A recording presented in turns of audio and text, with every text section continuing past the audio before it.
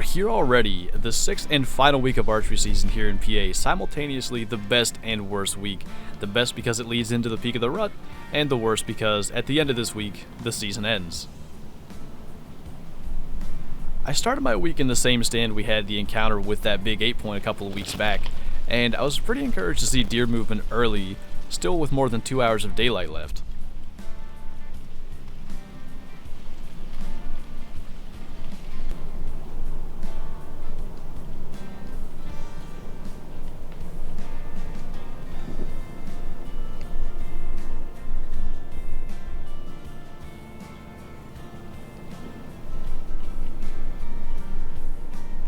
When this doe started taking off like this, I thought maybe there was a chance there was a buck somewhere behind her, and it turns out there actually was. Unfortunately, I don't think the buck that I saw could have been a bigger disappointment.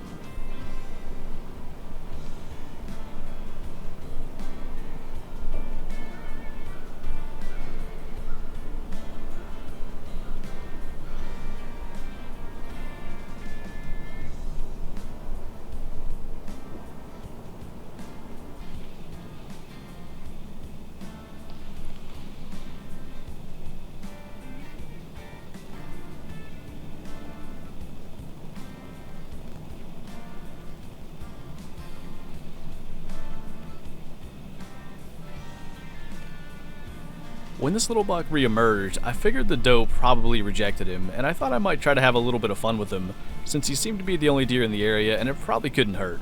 So I decided to hit him with a estrus bleat just to see if it would get his attention, but he seemed to ignore it.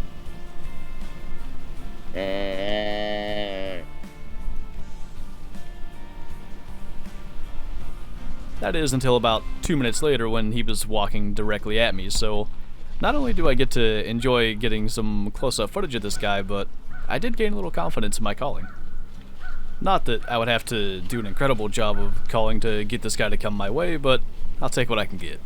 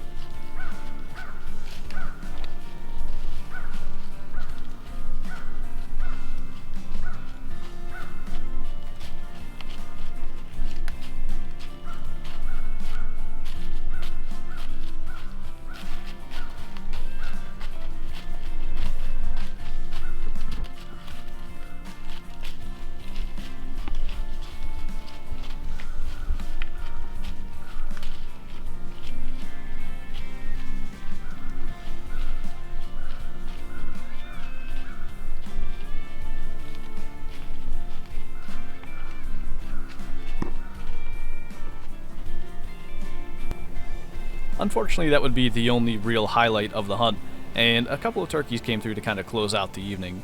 But that was at least an encouraging sit and one of the better starts to a week I've had, so I'm still in high spirits going forward.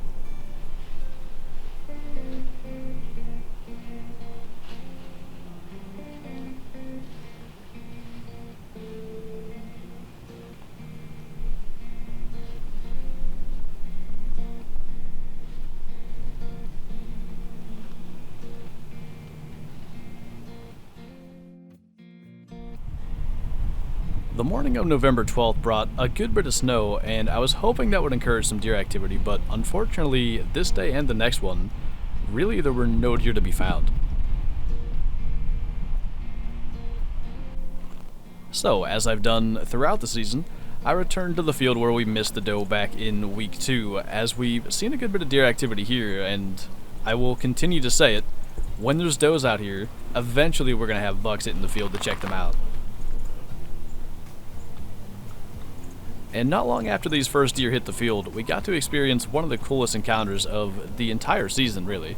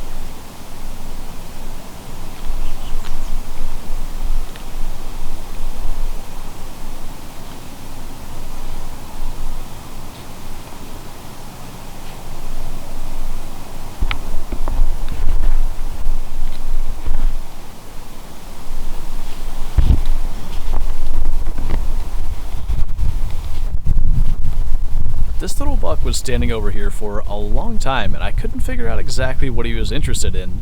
He was the only deer to have gone over there, but then I realized he was on the path that I walked to my stand. Now, there's not a really good way to get to this stand without crossing potential deer paths, but usually they don't end up out in front of me where this guy is.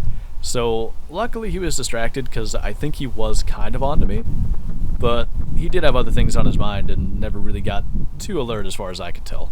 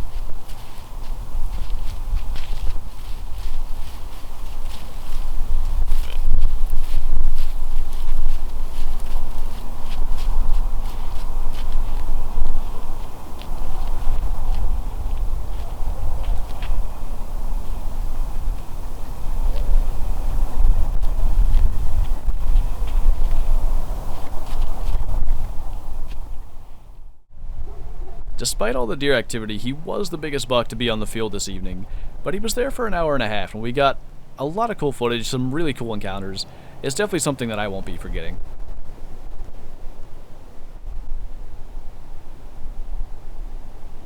Man, it's about dark enough now. I don't think you can see anything, but I'll never get tired of seeing stuff like that. Just watching rut activity, even if it is just yearling bucks. I mean, we had them right here, like 5 or 6 yards away fighting. That spike was underneath me for a little while, just watching that young buck chase the does around.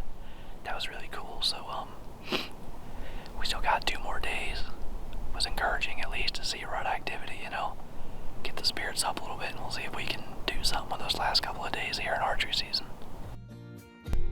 An uneventful Friday hunt led us into the final day of our 2019 archery season, which started pretty quickly with deer moving towards the stand before 3 o'clock.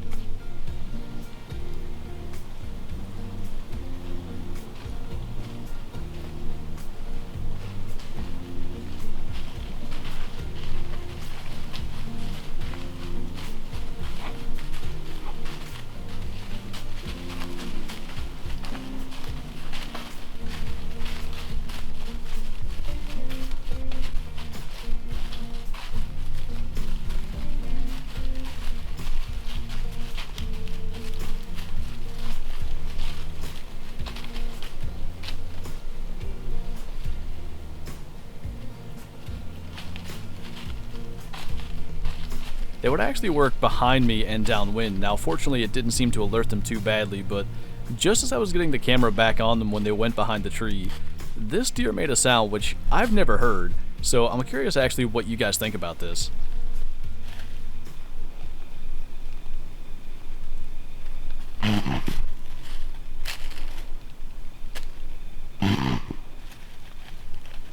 I don't know if that was a cough or what kind of sound that was. It was something I've certainly never heard before, and it caught me off guard as I was sitting there in the stand, but you can see this deer kind of gets nervous. She catches the wind a little bit. She is directly downwind, so there's not a whole lot I can do about that.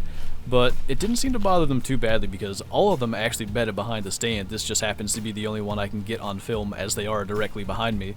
But eventually the deer parade would start, and a lot of deer started coming into view.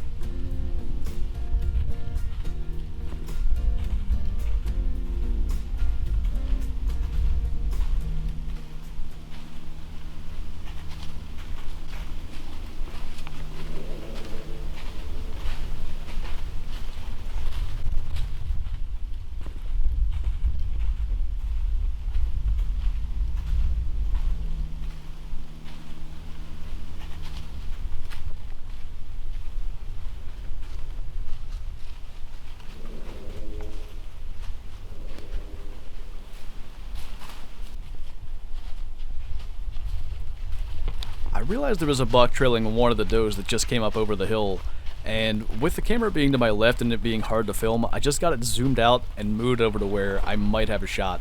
As I'm looking at it, I realize it is in fact a half rack, and I'm not really sure that I want to take the deer, so I make a decision. If he gives me a broadside shot at 20 yards where the does went, I'll take it. If not, I'm going to let him walk.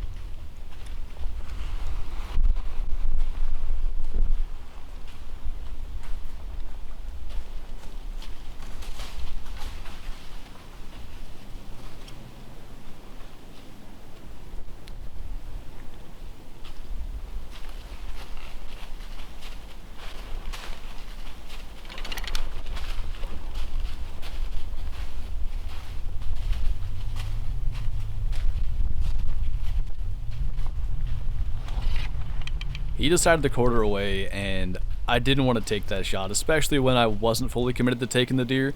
I decided to let him go, but watching him in the field, he was a very nice buck, and had he had both antlers, you can bet I would have been trying to stop him and taking that shot, but with rifle season still to come, I just couldn't bring myself to do it.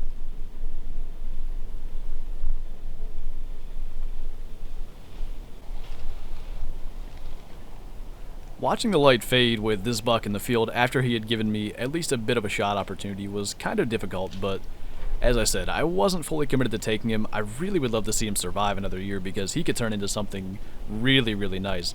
And that would be how my 2019 archery season would end. A last chance at a buck and coming very, very close to pulling the trigger, but watching the light fade as this guy was out there feeding was, I guess, a fitting way for it to end.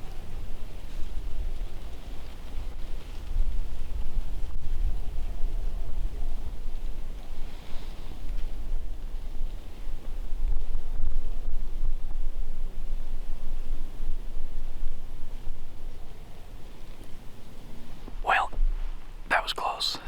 I wasn't 100% sure that I wanted to take that buck. I mean, had he followed the same path as the does, he'd have been broadside at 20 yards, and I'd have gone for that, but when he sort of turned away and started moving a little more quickly, I don't know. I wasn't 100% committed to taking him, so I just let him walk, but we'll see if I regret that decision in a couple of weeks. It's just one of those tough hunt decisions, you know. I wanted to, on rifle season still, it's a special time of year every year. It's almost, you know, like Christmas, the way you look forward to it. And he wasn't exactly what I wanted, so I'd love to see him survive another year. He'll be something real special, I think. He looked good, so it's time to climb down out of here. And rifle season starts in 2 weeks, so we'll be back out there for that. Until then, thank you guys for watching, and I'll see you next time. Now, I thought it was actually worth talking about this for a moment because even as I was watching the footage, it seemed like I had this buck broadside for a long time with a shot opportunity, but it's worth pointing out that the camera is way to my left, so that branch on the right actually blocks a good bit of this shot, and I can't really shoot until he gets to this tree right here. Now, that branch is great for cover. It gives me an opportunity to potentially draw without being seen, but it maybe did stop me here, as right when he gets to that tree, he quarters away, and like I said, when I wasn't fully committed to taking him, I decided I wasn't going to try it. So despite not getting a buck on film with a bow this year, self-filming has become one of my favorite things to do, and I did not see that coming.